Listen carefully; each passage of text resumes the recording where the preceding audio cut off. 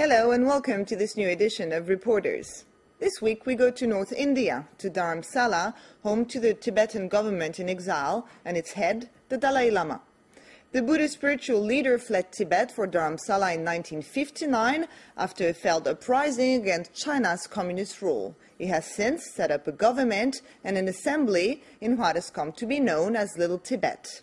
While denouncing China's treatment of Tibet as cultural genocide, the Dalai Lama does not want independence for his country, but rather autonomy.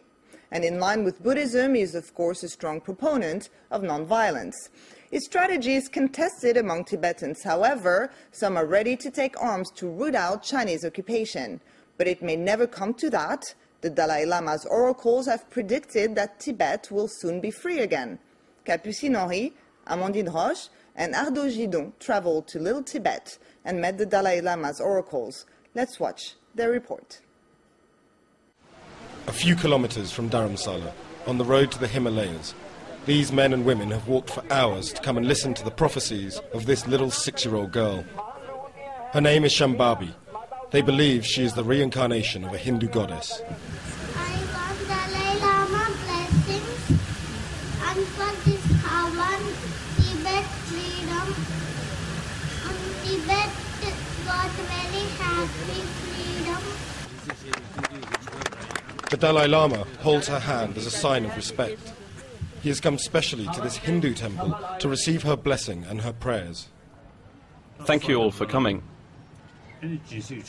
I would first like to tell you that this little girl is a saint. For the second time in a year, this saint has come all the way from South India, only to see me. She has come to tell me about her premonitions. Like these Hindus, he believes in the child's predictions. What did you dream about? What have you to say? Only one word and one time only. Okay, come on, speak out. Speak out. Dalai Lama had bad health. That is in dream. Only this word is. Shambhavi is sure of herself. She threatened to go on a hunger strike if her parents didn't take her to the Dalai Lama. She came to see me. Yes. And give me some kind of warning. I may get some illness.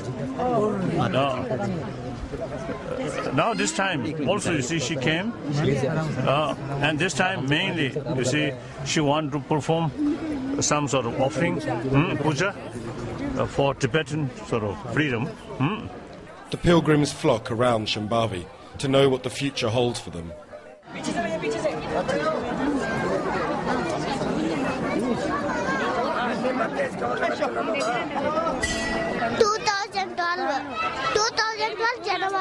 2012 January, in the month of conditions will be better in 2012. Yeah. In 2016, they will back to Tibet. The exile government, which is Dalai Lama, and all the exiled Tibetan people, they will back to Tibet. They will live happily 16th onwards. Thank you. Yes. Thank you. Thank you. In Dharamsala, little goddess Shambhavi's predictions on the health and future of the Dalai Lama are being taken seriously. In the spiritual leader's temple, a public ceremony is organized. Trances and prayers are used to wish a long life to the spiritual head. This man in ceremonial garb is one of the 3 state oracles of the Dalai Lama. He is a medium who can communicate with the gods. In the Tibetan tradition, it is not a state secret, but an institution. The Dalai Lama takes no political or spiritual decision without first consulting his 3 oracles. In 1959, it was on their predictions that the Dalai Lama decided to flee Tibet. The oracle determined the exact date and the spiritual leader's itinerary to Dharamsala. It has been almost 50 years to the day that the Buddhists first fled Tibet to escape Chinese communism.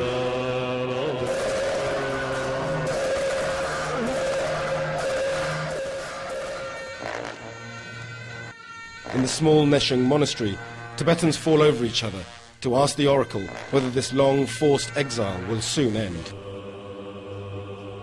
The ritual is always the same. The monks start by calling up the spirits, until the medium goes into a trance. A deep religious silence descends in the temple, so all can hear the voices of the gods through the body of this man.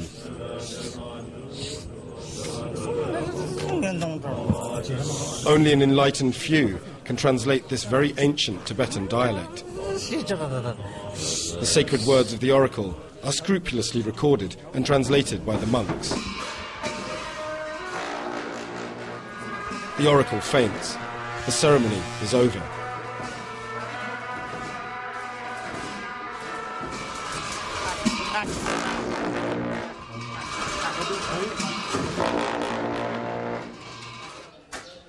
A few minutes later, the prophecies are translated.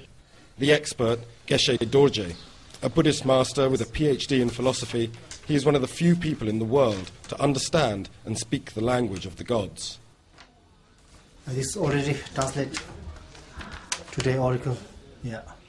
So what does the oracle say? What is his message for the Tibetan people?